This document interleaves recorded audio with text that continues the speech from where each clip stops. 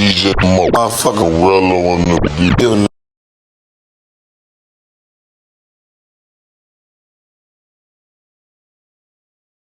What? It's your boy DJ Rello. I got a special guest with me today, Justin the producer. What's going on? What's up? So Justin the producer, how long you been producing, making beats, and what made you want to get into that lane? What made you want to get into that lane? Man,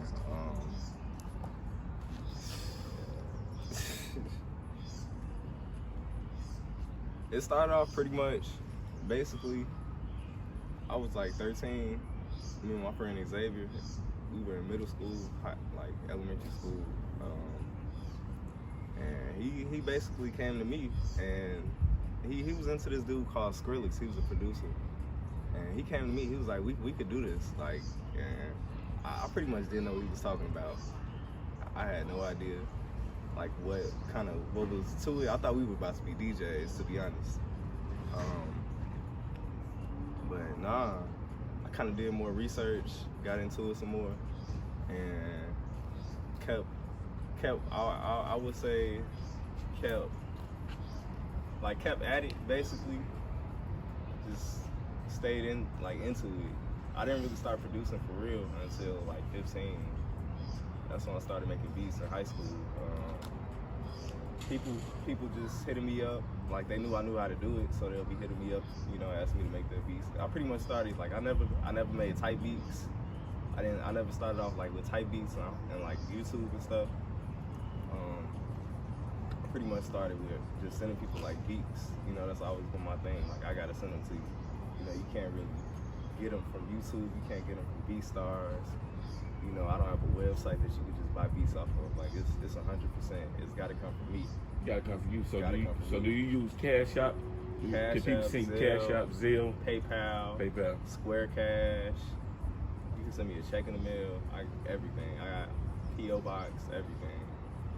You should start using your YouTube channel, because you can probably get a check off that too. I started a YouTube channel. I always had one, but I started actually posting beats like consistently this year.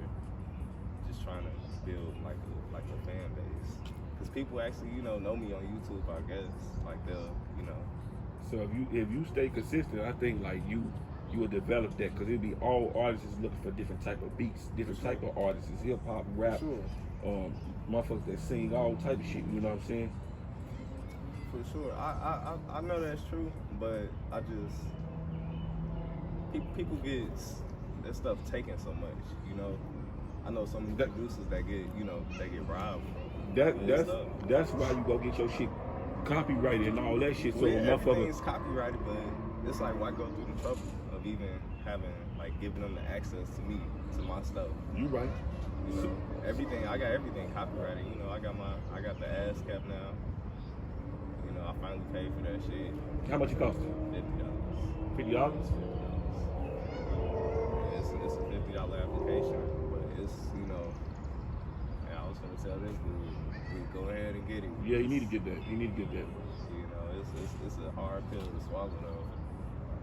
So is this a passion to you? Because from what I'm getting out of you, you know how to do it, but it's like you don't really care to do it. Like, it ain't a passion to do it.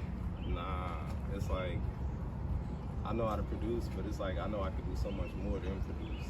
Okay, what more? What more can you? I feel like I can start a studio or a label.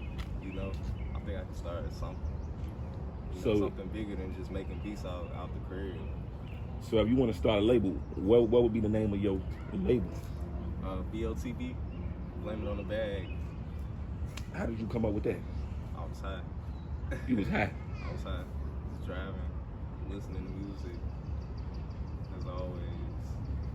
That's what pretty much everything comes. Like, songs, I rap like a little bit. So if I'm trying to come up with a song, I'll just start driving. That'll be, the hook will come right to me. The hook will come right to me. So do you plan on starting your label though soon though? Do you think? Nah. I wouldn't start my label off of no name. I would start it off of, if I had the support of another label, that's how I would start it. You know, my label would be like a subcategory. A secondary Right, label, like how NBA YoungBoy signed, Atlantic Right. Records, and he got Never Broke Again. Or like, if you think of like Duck, like when Duck got signed to Sony, he still had Clout Boys. Yeah. You know? But I think, not to get off that, I think that, what I'm saying, I ain't gonna lie, if Duck would have stayed independent, with all the money that I think Sony was taking from him more than he was gaining. So Sony takes from everything. I mean, labels. Yeah, labels take. Yeah, that's what I'm saying. I'm not even gonna just say Sony. Labels. That's what I'm saying. And he was like one of the hottest rappers in the city. That's true. One of the like I'm not to get off the subject. I think who was that motherfucker Yo Gotti was in tour with? I forgot. But anyway, he ain't signed no label. They offered him 23 mil. He ain't signed no label because he had Key Glock on his Western, and Key Glock was selling out shows. Dolph. Yeah, Dolph. And he still ain't sell no Dolph label. Don't need a label. Dolph don't need a label. So what you got planned for the future though? Future. Keep rapping. Keep rapping. Do you take it serious like your boy? Not at all. Not even. You need to, because it can get y'all up out of here. I think it could, but it's not what I want to do. Like, I want to focus on. I feel like I'll never focus on rapping because it's not really like what I. So what Your attentions? Your It's attention. not my attention. So where are your attentions though? That's what I'm saying. Being rich. So But how you gonna do that? I would rather do business than focus on rap. Okay, that's the honest truth. What type of business? Managing. Like managing people. Manage. Is you gonna manage your homie? If you ask me to.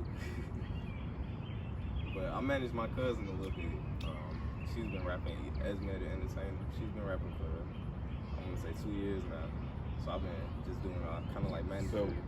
So if anybody wanted to look you up as a producer, just say, I want to find some beats. I want to get some beats. Where could they look you Well, up? that's the thing. If you were to Google me right now, it'll come up. Like beats will come right up. Like it's available. It's out there.